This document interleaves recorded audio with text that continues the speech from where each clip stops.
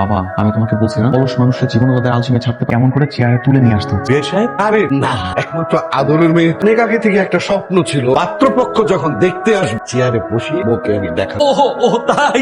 আমরা তো ভেবেছিলাম আগের মতোই বুঝি অলস আছে। বাবা, তুমি হাসছো, তুমি আসলে আগের মতো অলস আছে। মা, তুমি একটু হেঁটে দেখাও তো। এখন আমাকে দেখে আমি যাওয়ার সময় তো হেঁটে যাই, তখন আমার হাঁটা দেখি। হাঁটতে কষ্ট হচ্ছে তাই তো? বাবা চলো। বললো তো পরে হাঁটবে। তুই কি আর কিছু বলবি? আপনি যেহেতু আমাদের সামনে বসে আছেন, আমাদের সবাইকে একটু খাবারটা পরিবেশন করেন। মা, সবাইকে চা নাস্তাগুলো একটু আগায় দাও তো। কেন, আপনার দিতে কষ্ট হচ্ছে বুঝি? হ্যাঁ, উঠতে ইচ্ছা করছে না, বসে থাকি। বসে থাকতে হবে না, আপনি রুমে গিয়ে রেস্ট করেন। হ্যাঁ আচ্ছা। বাবা, চলো এখানে উঠুন। বাবা তুমি শান্ত হও, আসলে মেয়েটা অনেক আদরের তো। হ্যাঁ আঙ্কেল, আমি বুঝতে পেরেছি, অনেক আদরে মানুষ করেছেন তো, তাই অনেক বেশি আলসে হয়ে গেছে। আমার আর কিছু বলার নাই। মামনি তুমি ভেতরে যাও। কেন আঙ্কেল, আপনারা আমার হাঁটা দেখতে চাইলেন না? আমি হেঁটে দেখাচ্ছি।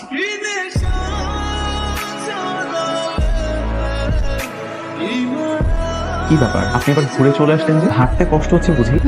হাঁটতে ভালো লাগে না। ঠিক আছে, আপনি বসে থাকেন। কেন, আপনাদের দেখা হয়ে গেছে? মা তুমি একটু ভেতরে যাও, আমি একটু বুঝিয়ে বলবো। আচ্ছা আঙ্কেল, আসসালামু আলাইকুম। নিচে। আঙ্কেল আসি, আসসালামু আলাইকুম। বিয়ে সাহেব, আপনার কোনো টেনশন করো না। আমি ওকে বাসায় গিয়ে বুঝিয়ে বলছি।